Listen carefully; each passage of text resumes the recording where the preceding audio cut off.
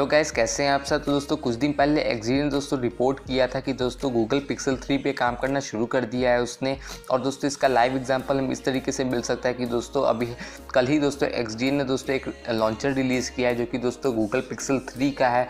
यानी कि इस बार दोस्तों हमें पिक्सल 3 का लॉन्चर बहुत ही नया मिलने वाला है, जो कि हमें पिक्सल और पिक्सल 2 से काफ़ी अलग होने वाला है। जैसा कि आप खुद ही देख सकते हैं कि इस बार हमें 2 बबल पॉप्स मिलने वाले हैं। यानी कि जो इस बार का सर्च बार होगा वो 2 हिस्सों में बटा हुआ रहेगा। यानी कि एक जगह से हम सर्च कर सकते हैं टाइप करके और एक जगह से हम वॉइस सर्च कर सकते हैं, जो कि काफ़ी मुझे अच्छा लगा।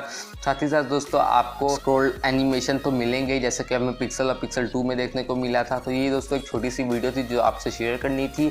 अगर आपको दोस्तों ये लॉन्चर चाहिए तो आप इसे डाउनलोड कर सकते हैं, नीचे दिए गए लिंक से डिस्क्रिप्शन में आपको मिल जाएगी।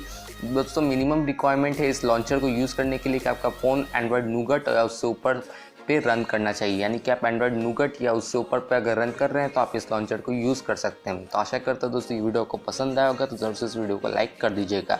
मेरा नाम है निहाल दोस्तों, ऐसे ही मिलता है एक और इंटरेस्टिंग वीडियो में।